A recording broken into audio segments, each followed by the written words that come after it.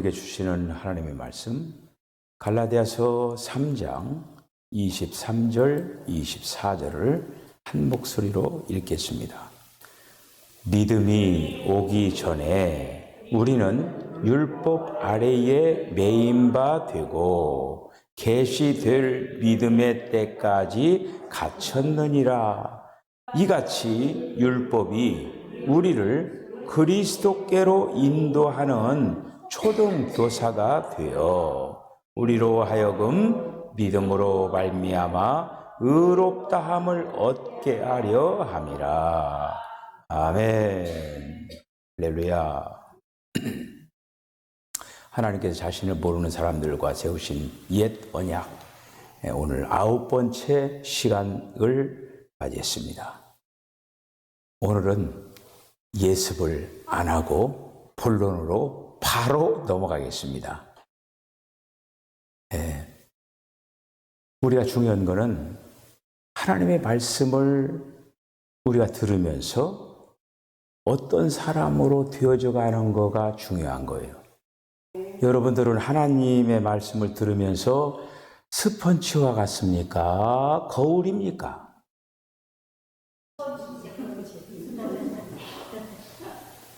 스펀지가 돼야죠.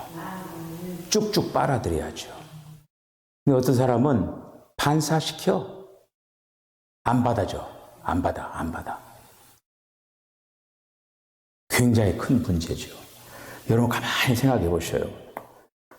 저도 죽고 여러분들도 다 언젠가 이제 죽어야 돼요. 죽음으로써 우리가 끝나는 거 아니잖아요. 우리가 믿는 사람이라고 한다면은. 그리고 저와 여러분들이 지금 하나님을 믿는 사람들이잖아요. 그럴 때 우리는 그 주님을 만날 거거든요. 만날 것인데 우리가 그 주님 앞에 갔을 때에 어떤 모습을 주님이 기뻐하시겠습니까? 어떤 모습을 기대하시겠어요? 그걸 분명히 하고 살아야 되는데, 저기 그 롯데빌딩 가지고 왔다고 해서 주님이 좋아하시겠습니까? 여기 구산타워, 내가 구산타워 그 세상에서 돈 벌었어요. 구산타워 찜해놨어요. 그렇다고 해서 주님이 기뻐하실까? 그래요? 아니요. 그럼 뭘 봐요? 주님 나는 모습. 그렇죠. 그게 가장 핵심이죠, 그게. 너는 가만히 보니까 어떻게 한 군데도 닮지 않았냐? 이야, 참 신기하도다. 네가 일평생 신앙생활 했다고 하는데 어떻게 한 구석도 닮지 않았느냐? 이야, 참 이렇게 얘기를 하면은 정말 슬픈 얘기 아닙니까? 적어도 수요일 날 나오시는 분들은 제가 지금 얘기한 거가 하등의 관계가 없는 얘기가 되겠죠? 네. 수요일 날, 다른 사람들은 주일날만 딱 지키고 어떤 사람도 주일도 잘 안 지키죠. 그냥 뜨문뜨문. 수요일까지 이렇게 나오셔서 하나님 앞에 예배 드리고 이렇게 한다고 하는 거는 얼마나 참 귀중한 겁니까? 오늘도 여러분, 하나님의 말씀을 우리들이 오늘 이제 하나님께서 언약을 세운 목적에 대해서 이제 오늘은 이제 본론으로 직접 들어가는 거예요, 이제. 네. 복습은 안 해요, 이제. 자, 하나님께서 언약을 세운 목적이 있다고 하는 거예요. 그 목적을 여러분 분명히 붙잡으시길 바랍니다. 자, 녹색으로 있는 그 말씀 한번 읽어볼까요? 시작. 율법은 범죄를 더 드러내고 사람으로 죄를 깨닫게 한다. 아멘. 여러분도 거울을 보면은 자기 모습을 볼 수가 있죠? 내 얼굴이. 여기 점이 이렇게 있어요. 이렇게 점버섯이 크게 있고, 여기도 점버섯이 있고. 어떤 분이 이 검은 버섯을, 이거를 제거하라는 얘기예요, 이게. 그러면서 본인도 있었는데 깨끗하게 됐다라고 해요. 그래서, 나도 가서 점을 좀 빼볼까. 그런 생각이. 아니, 그런데 이제, 어쨌든 제가 얘기하고자 하는 건 뭐냐. 확인할 수가 있어요, 제가. 딱, 아이고, 요즘 이렇게 참 주름이 많이 생기나, 세월은 못 속인다. 참, 나이 먹어가는구나. 아유, 왜 이렇게 흰머리가 많이 나나. 어쨌든 자기 모습을 이 거울을 보면 다 볼 수가 이렇게 있는 것이죠. 하나님께서는 그 은혜로 이스라엘 백성들을 대하기를 원하셨습니다. 하나님이 맨 처음에 이스라엘 백성들을 택하고 그들을 은혜로 대하기를 원했어요. 이것이 하나님께서 이스라엘에 대한 맨 처음 가졌던 마음이에요. 은혜로 대하기를 원했어요. 그러나 그들은 자신을 모르고 하나님의 은혜를 신뢰하지 않았다고 하는 거예요. 그래서 하나님은 율법으로 범죄를 더 드러나게 하기 위하여서 율법이라고 하는 걸 주셨어요. 아담 이후에 모든 인간들 타락한 인간들이죠. 그 인간들이 율법을 딱 보면은 뭐를 보게 되냐? 자기 죄를 보게 된다고 하는 거예요. 자, 로마서 5장 20절에 있는 말씀이 그 말씀입니다. 한번 읽어보실까요? 시작. 율법이 들어온 것은 범죄를 더하게 하려 함이라. 그러나 죄가 더한 곳에 은혜가 더욱 넘쳤나니. 그러니까 이 율법이라고 하는 그 거울을 보면은 범죄가 드러나게 된다고 하는 거죠. 드러나게 되는 거예요. 그래서 그들을 은혜로 대하기를 원했는데 하나님께서는 이제는 은혜로 대하는 것이나 율법으로 대하게 됐다고 하는 거예요. 이스라엘 백성들을. 자, 그래서 그들이 범죄를 드러나게 함으로써 그들로 자신이 하나님의 분부를 준행할 수 없는 것, 죄인으로서 하나님이 명령하시고 계명을 주시고, 지난주에 우리 배웠죠. 계명, 율례, 법도, 이런 것들을 자기 자신을 보니까 지킬 수가 없다라고 하는 것을 깨닫게 알려줬다라고 하는 거예요. 그래서 율법을 보는 사람이 내가 율법을 준행할 수 없구나라고 하는 걸 깨닫게 하고, 그 다음 내 자신이 참 부패한 사람이구나, 이걸 보게 하고, 율법을 보면서 내가 참 약한 존재구나, 이걸 깨닫게 하고, 율법을 보면서 참 나는 무능한 존재네, 이거를 깨닫게 했다라고 하는 율법을 보면서. 그래서 율법이 없다라고 하면은 사람은 죄가 무엇인지를 모르게 된다라고 하는 거예요. 율법을 보면은 죄라고 하는 것을 알게 된다고 하는 거예요. 그러나 율법이 있을 때 사람은 죄가 무엇인지를 알 뿐만 아니라 자기가 무슨 죄를 지었는지를 알게 된다고 하는 이 말씀 확인해 보십시다. 시작. 그런즉 우리가 무슨 말을 하리요? 율법이 죄냐? 그럴 수 없느니라. 율법으로 말미암지 않고는 내가 죄를 알지 못하였으니 곧 율법이 탐되지 말라 하지 아니하였더라면 내가 탐심을 알지 못하였으리라. 할렐루야. 율법을 딱 보면 내 안의 것들이 드러나게 된다고 하는 거예요. 그래서 본래 율법은 사람으로 죄를 깨닫게 하는 기능이 있다고 하는 거예요. 그 말씀 확인해 볼까요? 로마서 3장 20절 시작. 그러므로 율법의 행위로 그의 앞에 의롭다 하심을 얻을 육체가 없나니 율법으로는 죄를 깨달음이니라. 할렐루야. 여러분, 그러니까 우리가 그 율법은 내가 죄인인 거를 깨닫고 내가 죄인이구나, 그러면서 죽게로 돌아오는 거예요. 해결책을 찾기 위해서. 그런데 그러니까 먼저 내가 죄인인 걸 알아야 된다고 하는 거예요. 병원에 가서 우리가 의사 선생님이 그 쭉 당시 지금 어디가 이렇게 문제가 있습니다. 그럴 때 이제 의사의 처방을 받고 다 이렇게 이제 그런 어떤 걸 해서 낫고 그런 거 아니에요? 근데 내가 먼저 중요한 거는 이 율법을 통해서 내 자신이 얼마만큼 부패되어 있는가를 우리가 이제 알게 하고, 그리고 또 그래서 율법은 모든 사람의 입을 막고 세상 사람들이 하나님 앞에 심판 아래 있다라고 해요. 죄인들 다 심판 아래 있는 거예요. 세상 끝날에 심판이 두 가지가 있습니다.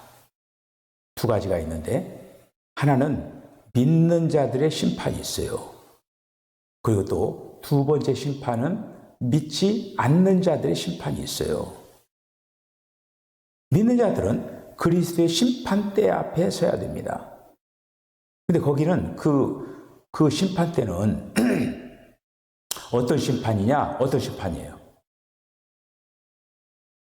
지옥 가는 심판이에요? 아니죠. 벌. 상을 줄 거냐, 벌을 줄 거냐. 그것에 대한 심판이에요. 상 받을 자는 상을 받고, 벌 받을 자는 벌을 받는 거예요, 그때. 여러분들, 그러니까 어떤 편에 설 건가 여러분이 잘 해보세요. 저는 분명히 얘기했어요. 저와 여러분들 꼭 상 받는 사람이 되시길 바랍니다. 네. 거기 가서 틀림없이 벌 받는 사람도 있을 거예요. 그러면 이제 빡빡 이를 갈면서 슬피 울면서 천년 동안, 아이고 그때 장 목사님이 얘기했을 때 막 들을 것 막 이 얘기를 안 들어가지고 천년 동안 이를 빡빡 갈아가지고 이가 다 달아버릴 거예요 아마 이제. 네, 그러니까 그때 이제 이 갈지 말고 시간 안에서 이거 100년 투자하는 거예요. 100년 투자해서 꼭 상 받는 그 자리에 저와 여러분들이 쓰시기를 바랍니다. 그 성경에 다 있잖아요. 잘하였다 칭찬받는 종. 그 열처녀 비유를 보세요. 열처녀 비유 보면은 5처녀들은 혼인잔치에 들어가고 5처녀는 들어가지 못해 밖에서 어떻게 했다고 했어요? 슬피 울며 이를 갈았다고 했어요. 제가 지연해서 얘기하는 게 아니에요. 상벌의 심판이 있어요. 또 하나의 심판은 뭐냐? 불신자들의 심판. 백보자 심판이라고 합니다.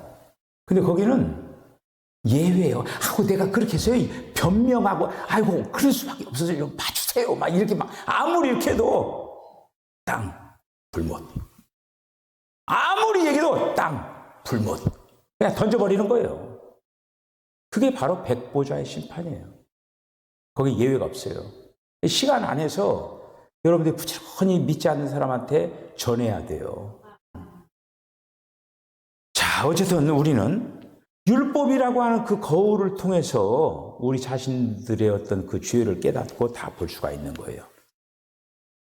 자, 그 다음에 두 번째. 한번 읽어봅시다. 시작. 율법은 하나님의 택한 백성을 지키고 감금한다라고 하는 거예요. 지금 이 얘기가 무슨 얘기냐 하면은 하나님이 이스라엘 백성과 언약을 세우신 목적은 마치 우리는 양이죠.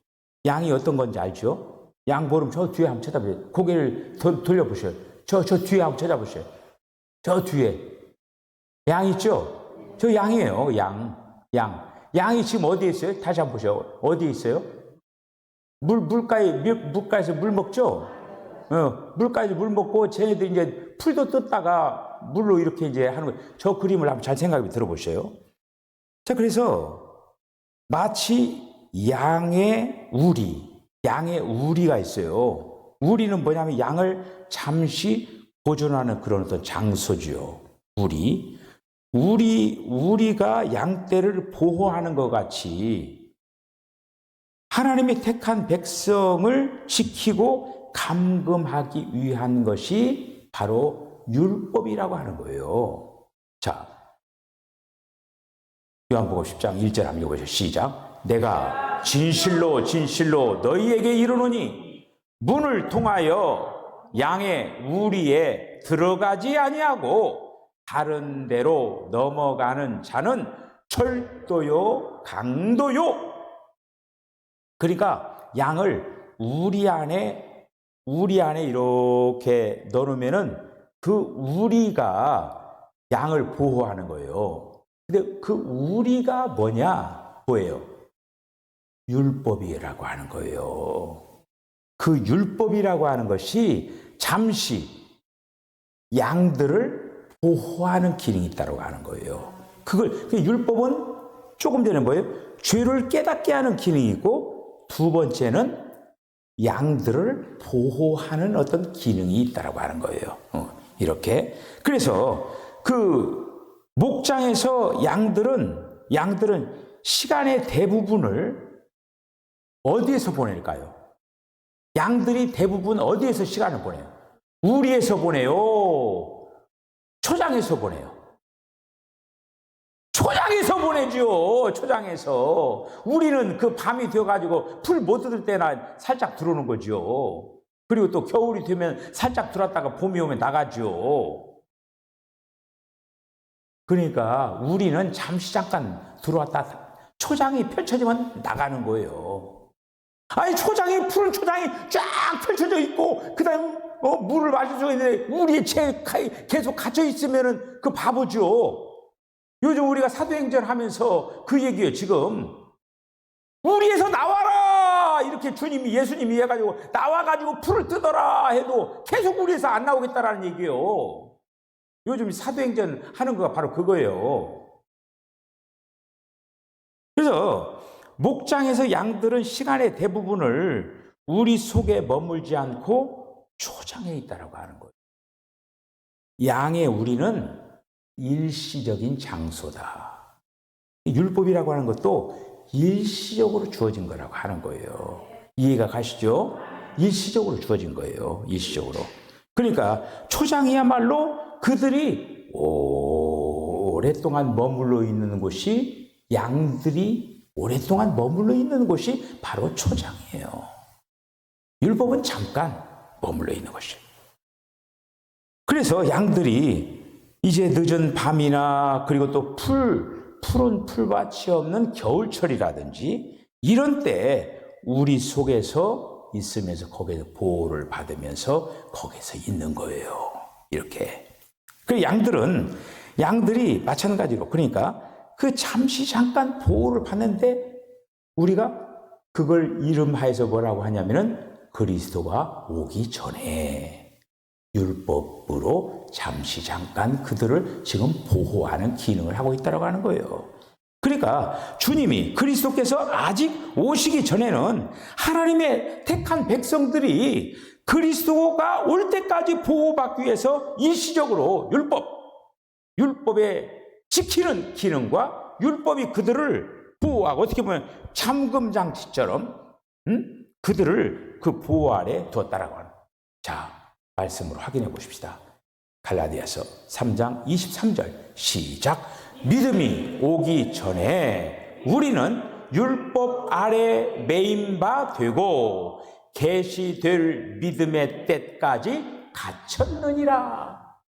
그 믿음이 오시기 전에, 그리스도가 오시기 전에는 율법이라고 하는 그 울타리에 우리가 갇혀 있다라고 하는 거예요. 예수님이 오시기 전에 유대인들은 양 우리에 가둬 있었던 거예요. 율법 아래 있었다고 하는 거예요. 예수님이 오셔서 얘들아 이제 저기 푸른 초장 쉴만한 물고 있으니까 나와라. 나와 같이 풀을 뜯자. 이렇게 나오라고 한 거예요. 유대인들 보고 나와. 저 밖에 봐봐. 풀이 얼마나 많니? 나와서 같이 풀 뜯자. 안 나와. 유대인들. 지금도 안 나오고 있어요. 고집 부리고. 얼마나 고집불통입니까? 나오라고 하는데 안 나오는 거예요. 지금. 바로 그거예요.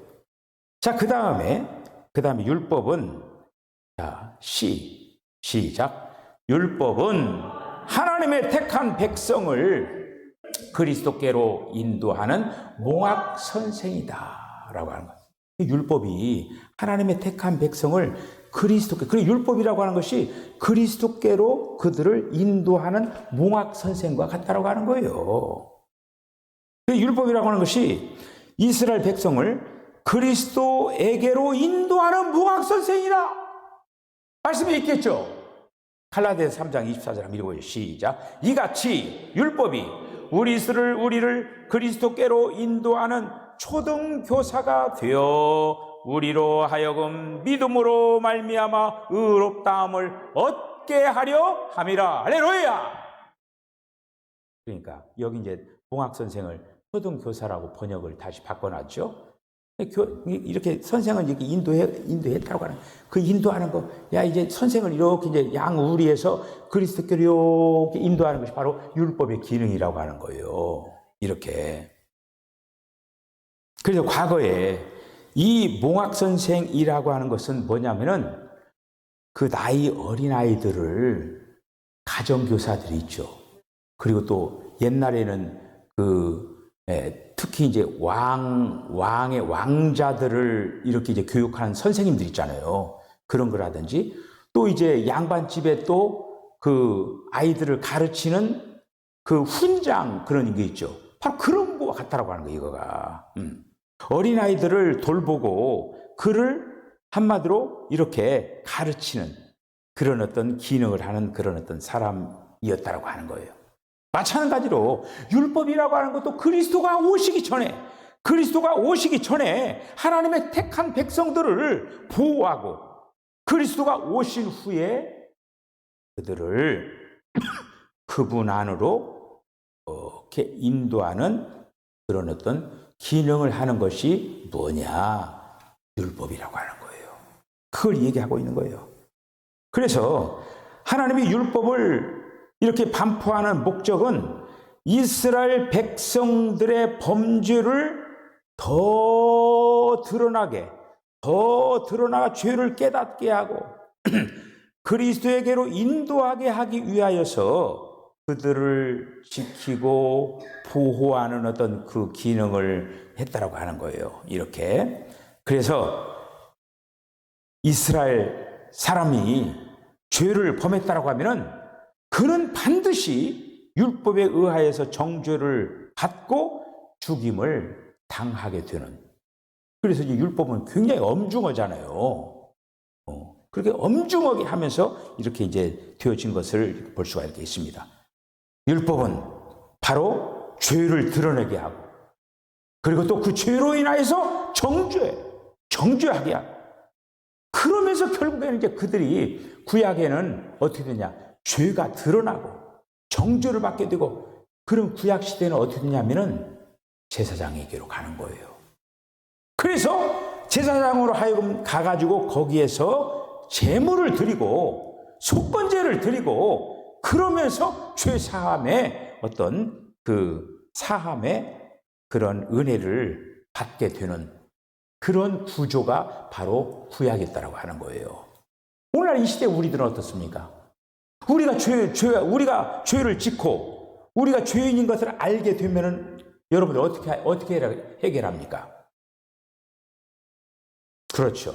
요한 1서에 있는 말씀처럼 우리가 주님 앞에 가서 죄를 자백하고 그러면은 우리가 믿는 그 주님은 미쁘시고 의로사 우리의 죄를 사하시고 다시 한번 기회를 주시고 이렇게 하신다고 하는 거예요.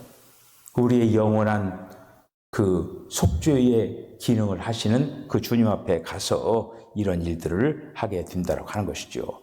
자, 오늘 일어났던 이제 그 말씀들을 세 가지, 그 언약을 세우신 그 목적, 그 세 가지를 여러분들이 이제 기억을 하면서 매 순간순간마다 우리가 오늘날 이 시대에 우리가 죄라고 하는 것이 분명히 주님은 그걸 아셔야 돼요. 주님은 분명히 우리의 그 모든 죄를 다 한마디로 해결해 주시는 분이에요. 그렇다고 해서 또 그걸 죄를 해결해 주셔. 아유, 죄 지어도 좋겠네. 그러면 안 되죠.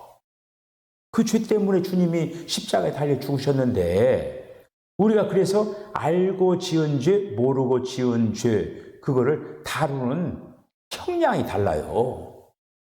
모르고 죄를 지었을 때는 조금 그래도 거기에 조금 그래 네가 모르고 죄를 지었으니까 내가 이 정도는 내가 이제 생각을 해주겠다. 근데 알면서도 만약에 죄를 꼬박꼬박 짓는다. 그러면 그건 형량이 더 중해져. 가중처벌이라고 하는 게 있죠. 우리 사회에서도 그런 게 있잖아요. 가중처벌이 있어요. 우리가 이제 그 어떤 그 죄에 대한 어떤 그 심각성을 알고 우리가 특별히 율법이라고 하는 그 기능이라고 하는 거는 이런 기능이 있다라고 하는 걸 기억을 하면서 또 이제 오늘은 여기까지 이제 말씀을 생각을 하고 다음 시간엔 율법의 완성 드디어 이제 끝을 향해서 나가고 있습니다. 이제 거의 다 이 챕터가 이제 끝나가는데 어쨌든 우리는 날마다 하나님의 말씀과 상관이 있는 그런 삶을 살아가시기를 바랍니다. 말씀이 여러분들을 조정해야 돼요. 여러분들 조장하고, 여러분들 주관하고, 여러분들의 그 모든 역사의 그런 어떤 에너지가 말씀이어야 된다고 하는 거예요. 여러분들 말씀 붙잡고 승리하여서 주님 앞에 자리에다 칭찬받는 종들 다 되어주시기를 주의 이름으로 간절히 축복합니다. 기도하겠습니다. 주님, 은혜와 사랑을 감사합니다. 오늘도 우리 사랑하는 성도들이 주님을 사모하는 마음을 가지고 주 앞에 나와서 이렇게 하나님 앞에 예배를 합니다. 오 주여, 저희들의 부족한 것들이 있습니다. 아직도 온전하지 못한 부분들이 있습니다. 주여, 저희들을 불쌍히 여시고 우리가 온전을 향하여서 이제는 주님의 마음을 정말 흡족하게 해드리는 그런 모습으로 아름답게 세워지게 하여 주시기를 원합니다. 이 다음에 주님 앞에 갔을 때에 하나님의 거룩한 걸작품들이 되게 하여 주시고 우리 사랑하는 석정교회 온 성도들은 정말 아버지 하나님 혼인잔치에 입성할 뿐만 아니라 이제 주님의 거룩한 신부로서 아름답게 잘 단장해 나가게 하여 주시옵소서. 예수님의 거룩하신 이름으로 기도하옵나이다. 아멘. 지금은 우리 주 예수 그리스도의 거룩하신 은혜와 하나님 아버지의 극진하신 사랑과 성령의 감동 감화 교통하심이 주님 언약을 주시고 우리가 죄인됨을 깨닫고 주님께로 인도함을 받아서 우리가 이제 주님의 거룩한 백성으로 이제 날마다 그리스도께로 나아가는 그런 복된 삶을 살게 하여 주시기를 원합니다. 이러한 삶을 살아내기로 결단하는 우리 사랑하는 성도들의 심령과 가정과 기업과 저들의 삶 가운데 지금으로도 영원까지 함께 하시기를 간절히 축원하옵나이다. 아멘.